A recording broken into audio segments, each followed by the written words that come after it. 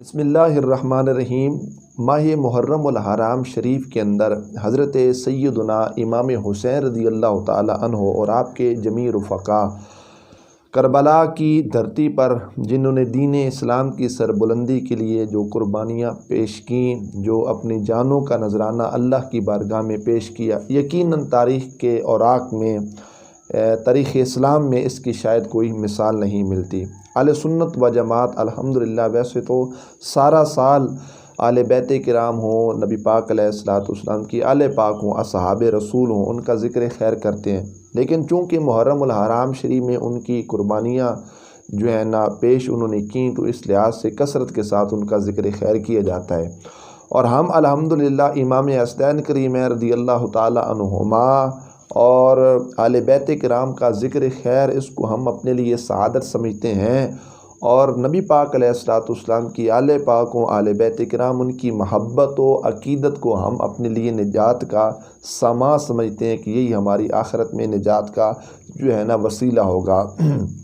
और ये हकीकत बात है कि नबी पाक अलैहिस्सलाम की आले पाकों या असहाबे पाकों और हर वो हस्ती जिनकी निस्बत हमारे आका सल्लल्लाहु अलैहि वसल्लम से जुड़ी हो, उनकी महब्बत के बगैर हमारी दुनिया जो है वो बेकार है। वो जो है ना इसके बगैर हमारी ज़िंदगी जो है वो कामिल नहीं बनती। हमारी ज़िंदगी में जो निजात का समा होगा वो ठीक अंदाज में नहीं बनेगा, बल्कि दुनिया और आखिरत के इम्तिहानात में हमें कामयाबी नसीब नहीं होगी। तो इसलिए नबी पाक अलैहिस्सलाम के सहाबों या आले पाकों दोनों के साथ हमारा रिश्ता जो है वो मजबूती के साथ कायम होना चाहिए। नबी मुकर्रम सल्लल्लाहु ताला अलैहि वबारक वसल्लम इरशाद फरमाते हैं, लिकुल्लि शैइन असासुन, हर शय की कोई ना कोई बुनियाद होती है। जिस तरह दीवारें मौजूद हैं, कमरा है, उसकी जो दीवारें हैं छत के लिहाज से वो दीवारें उसकी बुनियाद हैं। अगर दीवारें हटा दी जाएँ तो छत नीचे गिर जाएगी। इसी तरह दीवारें हैं, इसकी भी एक बुनियाद मौजूद है। अगर उन बुनियादों को हटा दिया जाए तो ये दीवारें गिर जाएंगी। जिस तरह मेज़ है, उसके नीचे टांगें मौजूद हैं, वो टांगें उस मेज़ की बुनियाद हैं। टांगों को हटा दी जाए, मेज़ भी नीचे गिर जाएगा और जो कुछ उसके ऊपर होगा वो भी नीचे गिर जाएगा। अब इसी तरह इस्लाम एक मज़हब है, एक इमारत है, इसकी जो बुनियाद है वो सरकार क्या फरमाते हैं, लिकुल्लि शैइन असास, हर शय की कोई बुनियाद है। व असासुल इस्लाम, और इस्लाम की बुनियाद क्या है, सरकार फरमाते हुब्बु असहाबे रसूलिल्लाहि सल्लल्लाहु अलैहि वसल्लम व हुब्बु अहले बैतिही। इस्लाम की जो बुनियाद है वो मेरे असहाब की महब्बत है और मेरी आले बैत किराम की महब्बत है। आले पाक का प्यार पाया गया और असहाब का ना पाया गया, समझो फिर भी हम इस्लाम को तक़वियत नहीं दे रहे, बल्कि हम उस इमारत को गिराने की कोशिश कर रहे हैं। और अगर आले पाक का असहाब का प्यार पाया गया और वहाँ पे इमाम हुसैन रज़ियल्लाहु ताला अन्हु या आले बैत किराम की मोहब्बत ना पाएगी, तो समझे फिर भी हम इस्लाम की मंजिल को तक़वियत नहीं दे रहे, हम उसको गिराने की कोशिश कर रहे हैं। तो हकीकत बात यही है कि हमारा ज़रिया निजात जो है वो दोनों लिहाज से है कि हम दोनों जो जमातें हैं उनका ज़िक्र खैर करें, आले बैत किराम हों, असहाबे रसूल हों, दोनों के महब्बत के दामन को हम मजबूती के साथ थाम लें। फिर चूँकि मुहर्रम शरीफ और इमाम हुसैन रज़ियल्लाहु ताला अन्हु और आपके जो रफ़क़ा हैं उनकी जो शहादत है, हम उनको खिराज तहसीन पेश करते हैं, खिराज अकीदत पेश करते हैं। और अल्लाह पाक जल्ल जलालुहु मुक़द्दस हस्तियों की अजीम शहादतों का सदका अल्लाह पाक हमारे दर्जात भी बुलंद फरमाए। फिर पूरी आले पाक जो है, अहले बैत किराम जो हैं, उनमें से बिलखुसूस दो मरकज़, एक इमाम हसन मुजतबा इमाम हुसैन रज़ियल्लाहु ताला अन्हुमा, सरकार सल्लल्लाहु ताला अलैहि वबारक वसल्लम दोनों नवासों से इंतहा दर्जे की महब्बत व अकीदत किया करते थे। एक रवायत में नबी पाक अलैहिस्सलाम इरशाद फरमाते हैं, हसनैन करीमैन इमाम हसन मुजतबा और इमाम हुसैन रज़ियल्लाहु ताला अन्हुमा में मोहम्मद के दुनिया में दो फूल हैं। सरकार ने इमाम हसनैन करीमैन को दो फूल क्यों करार दिया, वजह क्या है, दुनिया में लोग फूलों से प्यार करते हैं, मोहब्बत करते हैं, और फूल को जब देखते हैं तो उसको चूमने की कोशिश करेंगे,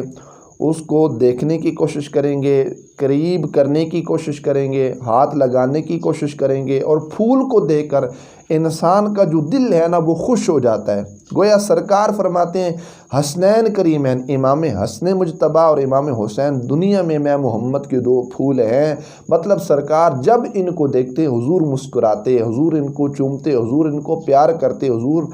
محبت فرماتے ان سے، اور سرکار مدینہ علیہ السلام کا دل مبارک معطر اور خوش ہو جاتا جب سرکار صلی اللہ علیہ وسلم امام حسنین کریمین کو دیکھا کرتے تھے۔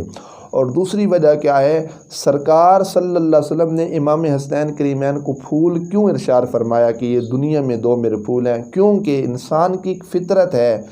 وہ خوشبو سے بڑی محبت کرتا ہے، اور بالخصوص پھولوں سے بڑا پیار کرتا ہے۔ کوئی شخص گلاب سے پیار کرتا ہے، کوئی شخص چمیلی سے پیار کرتا ہے۔ مطلب یہ ہے، محدثین کہتے ہیں کہ دنیا کے سارے پھول آپ ایک طرف کر لیں، اس میں چمیلی بھی رکھ لیجئے، اس میں گلاب بھی رکھ لیجئے، لیکن وہ خوشبو جو امام حسنین کریمین سے آتی ہے، دنیا کا کوئی پھول وہ خوشبو عطا نہیں کر سکتا۔ اتنی اعلیٰ قسم کی خوشبو امام حسنین کریمین سے آتی ہے، دنیا کائنات کے سارے پھول آپ ایک طرف رکھ لیں، وہ کوئی پھول دنیا کا وہ خوشبو فراہم نہیں کرے گا جو خوشبو امام حسنین کریمین فراہم کرتے ہیں۔ اللہ پاک جل جلالہ نے ان کی جسم اقدس میں، ان کے پسینہ مبارک میں، جسم لطافت میں ایسی معطر خوشبوئیں جو ہیں رکھی ہیں کہ دور و نزدیک سے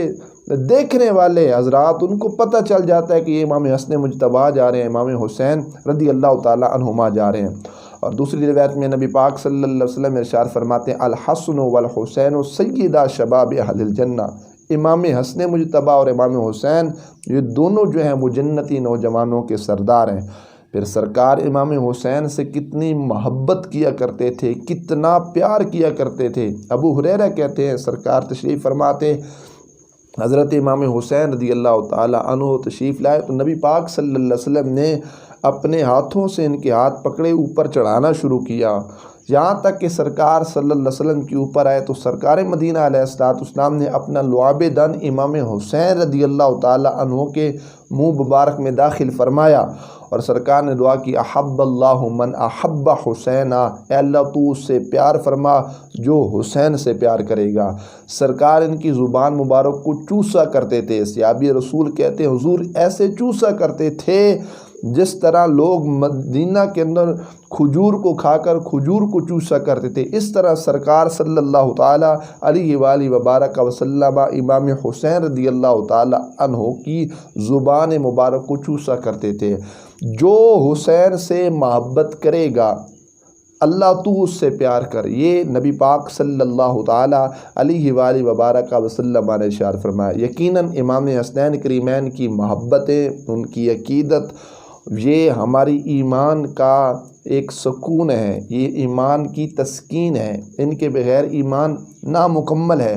یہ ہمارے ایمان کی چاشنی ہے اور تکمیل ایمان کا سبب ہے۔ اگر یہ محبت اہل بیت نہ پائے گی تو پھر بندہ نام کا ہی ایماندار رہے گا کہ فلاں شخص ایمان والا، لیکن اس کا ایمان حقیقت میں کھوکھلا ہوگا۔ تو اللہ ہمیں کھوکھلے ایمان سے بچائے، اللہ ہمیں کامل ایمان عطا فرمائے۔ تو کامل ایمان تب بنے گا جب ہر وہ ہستی جن کی نسبت ہمارے آقا صلی اللہ علیہ وسلم سے جڑی ہو، چاہے وہ امام حسنین کریمین کی ذات ہوں، اصحاب رسول ہوں، ابو بکر صدیق ہوں، فاروق اعظم ہوں، عثمان غنی ہوں، مولا علی المرتضیٰ ہوں، امام حسنین کریمین ہوں، ازواج مطہرات ہوں، پھر ایسی ہستیوں کے سامنے ہماری گردن جھک جانی چاہیے۔ ان مقدس ہستیوں کی بارگاہ میں تنقیص، نقص، عیب نہیں نکالنا، ان کی مقدس بارگاہ میں ہم نے انگلی نہیں اٹھانی، انگلی اٹھانے کا ارادہ بھی کیا تو کہیں اللہ ہمارے اعمال برباد نہ کر دے۔ یہ جو ایمان کی لذت ہے یہ ختم ہو جائے گی،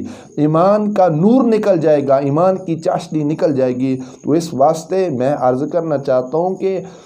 ہم نے تو مرکز محبت حضور کی ذات کو دیکھنا ہے کہ ہر وہ شخص جو حضور سے جڑا وہ ہمارے لیے قابل احترام ہے، چاہے وہ کوئی بھی ہو۔ ہم اس کو جو ہے نا، ہم تو کہتے ہیں کہ ہماری جو ہے نا گردنیں جھک جائیں گی، ہم ان مقدس ہستیوں کی بارگاہ میں بالکل کسی لحاظ سے تنقیص برداشت نہیں کر سکتے۔ امام حسنین کریمین نبی پاک صلی اللہ تعالی علیہ وآلہ وبارک وسلم کے بڑے ہی محبوب ہیں، حضور ان سے بڑی محبت کیا کرتے تھے۔ کچھ لوگ پھر قرآن مقدس کا دعویٰ کرتے ہیں، قرآن تو پڑھتے ہیں لیکن آل بیت کرام سے دور ہیں، اصحاب رسول کی مجالس و محافل کو سجایا جاتا ہے، لیکن جب آل پاک کے ذکر خیر اور امام حسنین کریمین کا نام آئے تو وہ چڑ جاتے ہیں کہ معاذ اللہ یہ تو غیر مسلک کے ہیں۔ حالانکہ ان کو سوچنا چاہیے کہ حقیقتاً ان ہستیوں سے اہل سنت و جماعت کا ہی تعلق ہے، ہمارا ان سے رشتہ ہے، ہمارا ان سے تعلق ہے، تو لہٰذا جڑ جائیں ان ہستیوں کے ساتھ اور ان سے محبت کریں۔ سرکار ان سے محبت کیا کرتے تھے۔ ایک روایت میں آتا ہے ایک بچہ گلی کے اندر کھیل رہا تھا، نبی پاک صلی اللہ تعالیٰ علیہ وآلہ وبارک وسلم جب گزرے نا تو سرکار نے اس بچے کو اٹھایا، حضور ان کو چومنے لگ گئے۔ جیسے ہی سرکار نے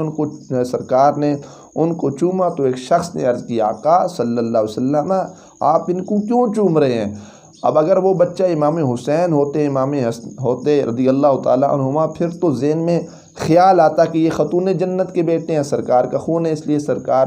نواسوں کی بنا پہ ان کو چوم رہے ہیں۔ لیکن نبی پاک علیہ السلام نے جب ان کو چوما تو وہ سرکار صلی اللہ علیہ وسلم کے کوئی حسبی نسبی تعلق سرکار کے ساتھ ان کا نہیں تھا، لیکن نبی پاک علیہ السلام ارشاد فرماتے ہیں میں نے اس بچے میں ایک ادا دیکھی، وہ یہ تھی کہ میرا حسین اس گلی میں کھیلتا ہے اور یہ بچہ امام حسین کے قدموں کے ساتھ لگنے والی مٹی کو اپنے ہاتھوں پہ اٹھا کر اپنے چہرے پہ ملتا ہے، اس کو چومتا ہے، اس مٹی سے کھیلتا ہے۔ اور حضور فرماتے ہیں جو میرے حسین کے جسم مقدس کے ساتھ لگنے والی مٹی سے پیار کرے، میں مدینے کے تاجدار بھی اس سے پیار فرماتا ہوں۔ تو اندازہ لگائیے کہ پھر وہ اشخاص جو ذات حسین سے پیار کریں گے، اللہ ان پہ کتنا کرم و فضل فرمائے گا، اللہ ان پہ کتنے انعامات فرمائے گا، اللہ ان پہ کتنی کرم کی بارشیں عطا فرمائے گا کہ جو ہستیوں سے حقیقتاً محبت دل کے ساتھ پیار کرتے ہیں۔ اور پھر